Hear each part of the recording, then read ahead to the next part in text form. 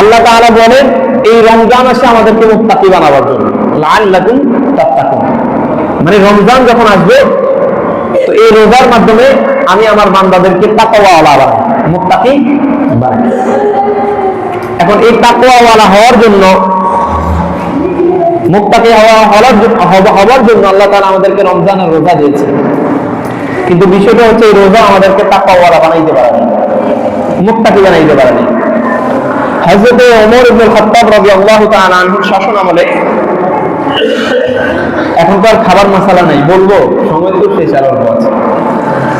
এখন তো আর কি খাবার মশলা নেই, দিনও বড় হয়ে গেছে। তো হযরত ওমর ইবনে খাত্তাব রাদিয়াল্লাহু তাআলা আনহুর শাসন আমলে তিনি সফর করতেন, অলিগলিতে সফর করে মানুষের খোঁজ খবর নিতেন।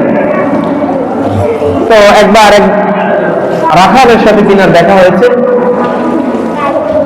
রাখাল বকরি চড়াচ্ছেন, তো তিনি রাখালকে বললেন পরীক্ষা করার জন্য, সাধারণ মানুষ সেজে তিনি বললেন, আমি একজন মুসাফির, আমি ক্ষুধার্ত।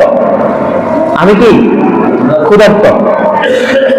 তোমার কাছে তো দুটো বকরি আছে, তুমি একটা বকরি থেকে একটু দুধ দহন করে আমাকে খাওয়াও, অথবা আমার কাছে বিক্রি করো, আমি তোমাকে কিছু বিনিময় দিলাম।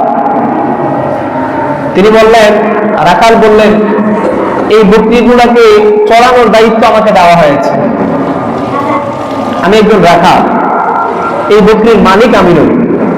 অতএব কারণে দুধ এবং বকরির মালিক হচ্ছে আমার মালিক, আমি শুধু এটাকে চড়ানোর দায়িত্ব নিয়েছি, তাই আমি এটা করতে পারবো না। হযরত ওমর ফারুক রাদিয়াল্লাহু তাআলা আনহু বললেন, তুমি করে দেখো, এটা তো তোমার মালিক আর দেখছে না, তুমি আমাকে খাওয়াইতে পারো। আমার পানহারটা হলো, তুমি কিছু টাকাও পাইলা, উমের হাত ছেড়ে গেল। রাখাল বললেন,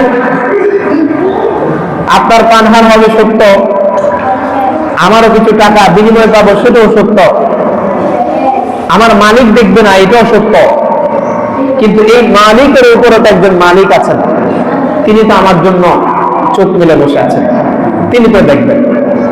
অতএব কারণে আমি যে মালিককে ভয় করি, ওই মালিক আমার অন্তরের খবরও জানেন, আমি আপনাকে দিতে পারবো। হযরত ওমর ফারুক রাদিয়াল্লাহু তাআলা আনহু আশ্চর্য হয়ে গেলেন। এটা হচ্ছে তাকওয়া, যে মানুষকে দেখা না দেখা, চিন্তা না করে যার ভেতরে আল্লাহর ভয় কাজ করে, এটাকে তাকওয়া বলে।